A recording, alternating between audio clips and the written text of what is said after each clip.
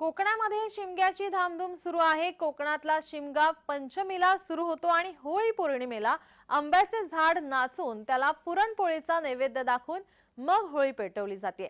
कोकणातली आता आपण होळी साजरी केलेली पाहणार आहोत। या ठिकाणी शिमगोत्सव साजरी होतोय।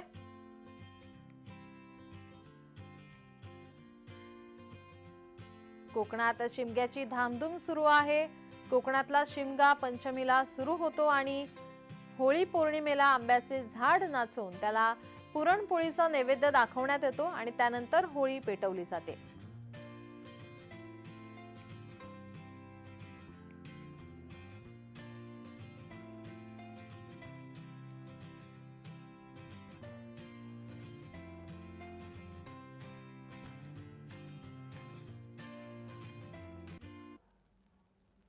खेड तालुक्यातील चिंचघर गावाच्या शिमग्याविषयी गावकऱ्यांशी बातचीत केली आमचे प्रतिनिधी अदिती तरडे यांनी। पाहूया।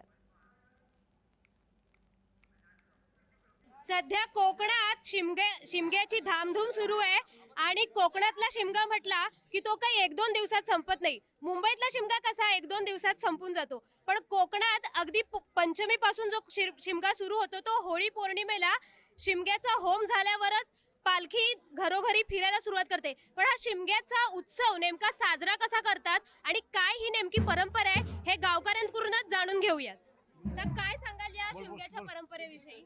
ही आमची आज अनेक वर्षापासून ही परंपरा चालू आहे। फाल्गुन पंचमीला पहिली होळी लागते। आमचं अखेर ग्रामस्थ बंधू भगिनी सगळे एकत्र येऊन हे संपूर्ण हा कार्यक्रम अगदी 10 दिवसापर्यंत 11वा होम अशा पद्धतीने हा कार्यक्रम केला जातो आणि संपूर्ण आपण ही संपूर्ण गर्दी बघतच आहात।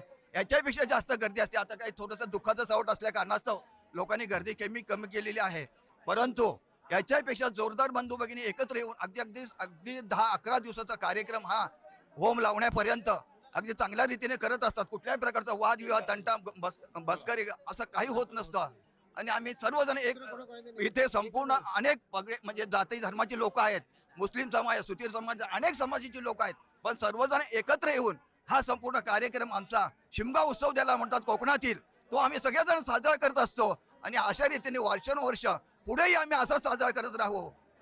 अदिती तरडे, जय महाराष्ट्र न्यूज, रत्नागिरी, खेड।